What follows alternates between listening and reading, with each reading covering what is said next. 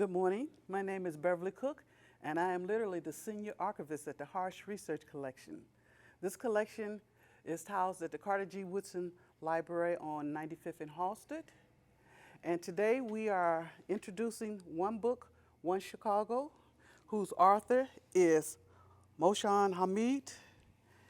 And the city encourages all readers to participate in this One Book, One Chicago by reading and delving into this author's book of Exit West, Beyond Borders.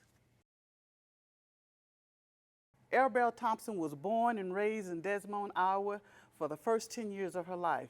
Then the family moved to North Dakota Territory where her mother died when she was 12 years old. Thereafter, Thompson was raised by her father and three older brothers who had left home by the time she was in her teens. Being the only black female child in the territories, she learned to fend for herself and become self-sufficient in her life choices. She was a maid, a typist, furniture owner before she was 20 years old. She always gravitated toward writing, be it in journals, columns in the Chicago Defender, or other black newspapers of the day.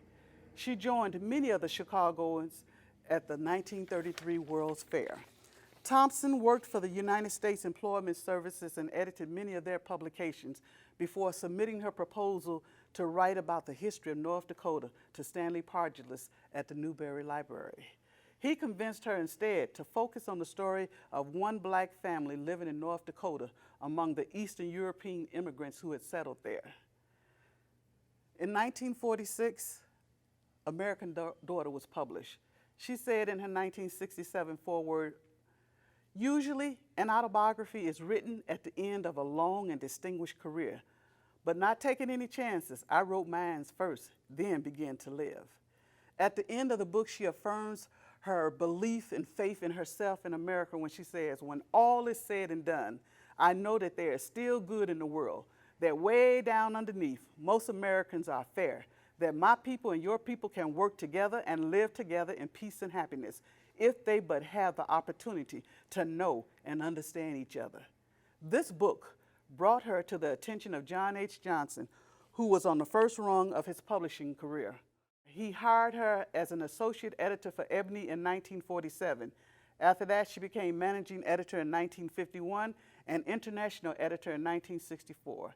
Era Bell traveled to over 5 continents and 80 countries, telling their stories about their life, their culture, and social upheavals. She often fought both racism and sexism at the same time, using her subtle humor to get her point across. Note this letter that she wrote to John H. Johnson in 1952. "Dear Mr. Johnson, there are a number of things troubling me which I wish to call to your attention. I am sorry that you do not think it necessary to have me present at last week's meeting of managing editor, especially since my work was criticized. No matter how the meeting began, it lasted long enough and was important enough to have called me in to answer for myself. Such unusual procedure certainly leaves a question in my mind as to my position here." Well, we know that she stayed because she later was given a contract between Doubleday and John H. Johnson to visit about 18 countries in 3 months. And at the end of that, she wrote, "Africa, land of my fathers." She refuted a lot of the stories about the atrocities that happened in and around Africa during the 1968 uprising. Thompson's family migration from Iowa to the Dakotas to her eventual move to Chicago when her father, her strongest influence in her life, died, allowed the world to see her courage and strong will. Her humor and personality drew people to her and allowed her to go places other blacks were not welcome. That same humor allowed her to work with men who saw her as no more than an oddity, even in her own hometown of Chicago. Please come to the Harsh Research Collection and delve more into this fascinating woman who has carved a place for herself next to the other giants of the Black Chicago Renaissance.